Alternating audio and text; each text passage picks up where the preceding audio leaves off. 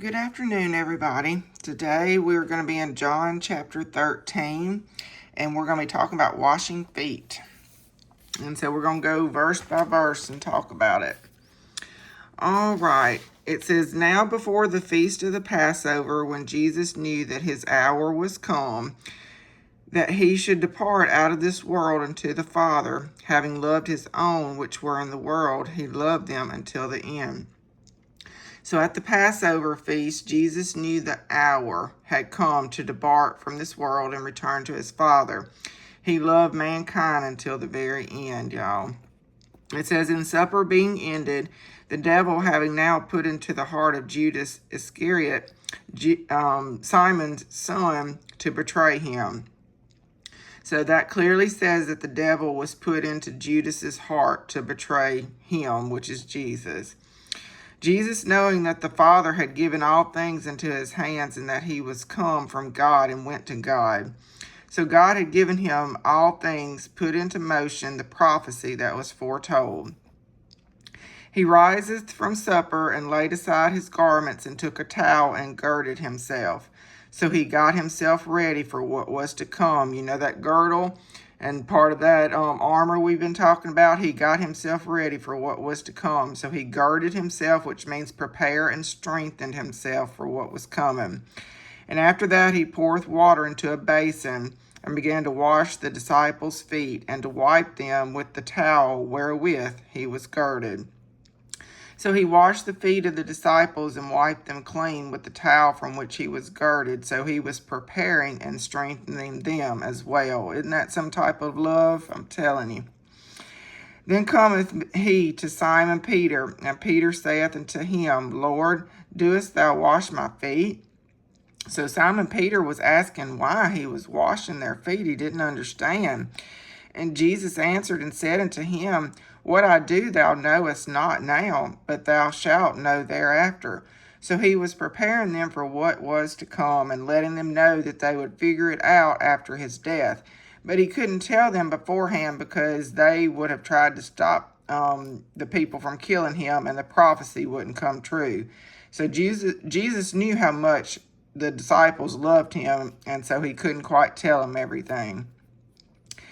Peter saith unto him, Thou shalt never wash my feet. Jesus answered him, If I wash thee not, thou hast no part with me.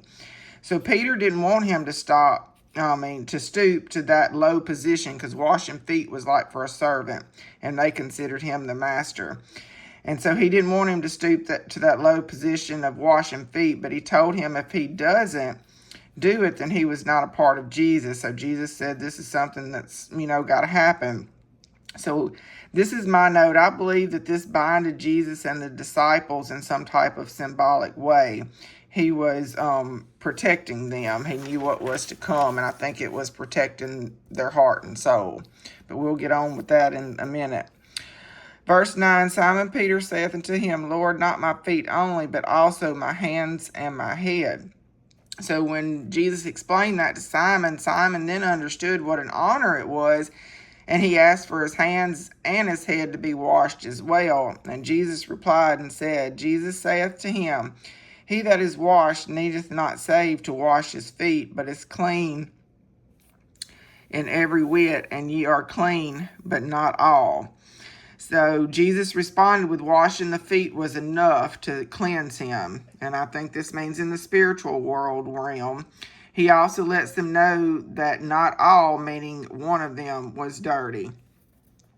For he knew who should betray him. Therefore said he, Ye are not all clean. So Jesus knew already that Judas would betray him, but he loved him anyway and washed his feet. Isn't that a love, y'all?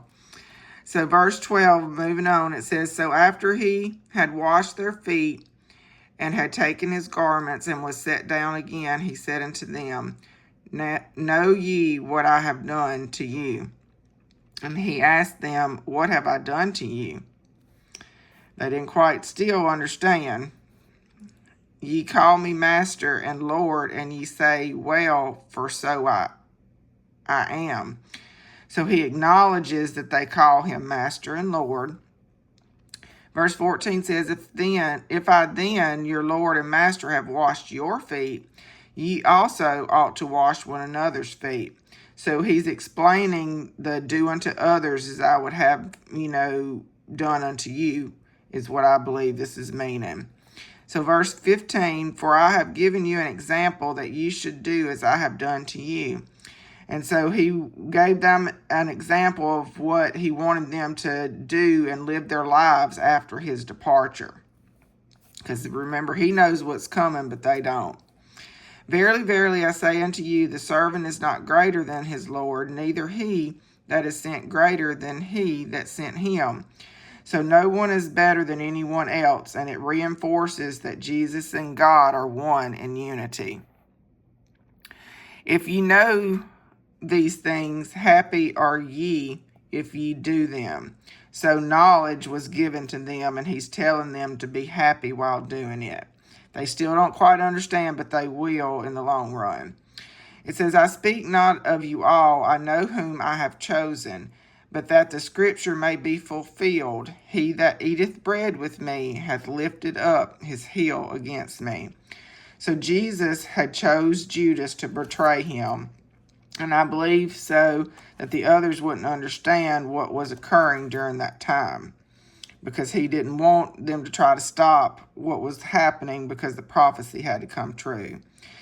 Verse 19, now I tell you before it come, that when it is come to pass, ye may believe that I am he. So when the time comes, means the resurrection, they will believe that it is him, and he was preparing the way, letting them know what he could let them know. So verse 20, verily, verily, I say unto you, he that receiveth whomsoever I send receiveth me, and he that receiveth me receiveth him that sent me. So this is both Jesus and God speaking in this verse. They're in unity, and that's one of them. And so that's just a reinforcement of they are one. Excuse me. When Jesus had thus said, he was troubled in spirit, and testified and said, verily, verily, I say unto you, that one of you shall betray me. So Jesus' spirit was troubled, and he let them know that betrayal was coming. On verse 22, it says, then the disciples looked one on another, doubting of whom he spake. And so they looked at each other, wondering who was the guilty one. They wanted to know what was going on. Verse 23, now there was leaning on Jesus' bosom one of his disciples who Jesus loved. And so Jesus was comforting one of the disciples. He was really, I think, comforting all of them, but one of them he truly loved. And I'm thinking this is Simon Peter, maybe, because it goes on to talk about Simon Peter, therefore beckoned to him that he would ask who it should be of whom he spake. And Simon Peter wanted to know, and if he would have known, he would have stopped it. If he would have knew, he wouldn't have let it go forth, and that's why Jesus couldn't tell him. So verse 25, he said, he then lying on Jesus' breast saith unto him, Lord, who is it? And so he was laying on Jesus' chest, asking who it was that was about to betray him. And Jesus answered, it is, to whom I shall give a sop when I have dipped it. And when he had dipped the sop, he gave it to Judas Iscariot, the son of Simon. And so he explained about sopping, which means dipping the bread in food or, gravy or some type of au jus sauce or something like that. He was going to give it to Judas, and then they, would know. But I think he ended up, when I read on and studying, all of them got it to where they don't know. I'm not for sure if they knew or not that it was Judas that was going to do it. It says, and after the sop, Satan entered into him. Then said Jesus unto him, that thou doest, do it quickly. So no, that explains that it was just Judas. My bad. After the sop, the devil entered Judas, and Jesus told Judas, do it quickly. So Judas got the sop, and then Jesus told him to do it quickly. And 28 says, Now no man at the table knew for what intent he spake this unto him. And so they did not know that Jesus' intentions when he told Judas to do it quickly. But we know that he sold Jesus for those 30 pieces of silver, and he done it quickly, sort of without thinking about what he was doing until afterwards. And he thought about it then and realized what he had done. So verse 29, for some of them thought, because Judas had the bag, that Jesus had said unto him, buy those things that we have need of against the feast, or that he should give something to the poor. And so the disciples thought it had to do with the money bag that Judas carried for them. He was sort of their accountant, kept up with the money and that kind of thing, would go purchase items that they needed. And so this is how Jesus masked, that way they didn't know that it was going to be Judas that did it, because they would have stopped it. All right, verse 30. He then, having received the sop, went immediately out, and it was night. And so Judas received that sop and immediately went out. And therefore, when he was gone out, Jesus said, now is the Son of Man glorified, and God is glorified in him. So he had set everything into motion. Jesus knew who it was and gave him the sop, and he went out, and now he's saying he can be glorified. So 32, if God be glorified in him, God shall also glorify him in himself, and shall straightway glorify him. So Jesus fulfilled his Father's plan, so he would be glorified. Straightway meaning the Spirit would be saved, and it was also obedience. He did what his Father told him to do. It says, little children, which is the disciples. He, loved the little children and brought them up, and the disciples. Yet a little while I am with you. Ye shall seek me, and as I said unto the Jews, whither I go, you cannot come, so now I say to you. So that's a warning the disciples that they would seek him, which means look for him but can't find him. He would be ascending up to heaven, but the Spirit would still be here with them for a time period. And then 34 is a new commandment I give unto you, that ye love one another as I have loved you, that ye also love one another. So a new commandment, love one another as I have loved you. And 35 says, by this shall all men know that ye are my disciples, if ye have love one to another. And so he let them know that he had chosen them, and that they were his disciples. 36, Simon Peter said unto him, Lord, whither goest thou? Jesus answered him, whither I go, thou canst not follow me now, but thou shalt follow me afterwards. So he's explaining they cannot follow him to heaven, but they can follow his ways, meaning walking in his path and those footsteps, and to keep those feet clean. It's important to keep your feet clean.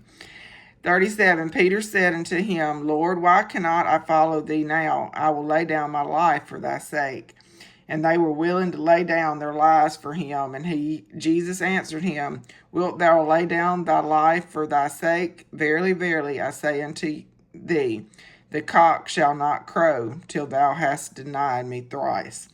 And so I believe that Jesus was telling them that they would have rather laid down their lives than for him, for them to deny him those 3 times. That was a hard task to undertake, for one of those disciples. And so the reasons it's important to wash your feet, and I'm sure there's more. Y'all asked yourself that question, but it's to love one another and shows love. It's humble. No one is better than anyone else. It's symbolic. Washing feet is glorious. And we walk on our feet, so keep them clean, and that's in this human world. But have you ever heard of a cleansing the soul? Does that possibly mean the sole of the feet? Is that a way to cleanse the soul's spirit? So just ask yourself that after, listening to all this.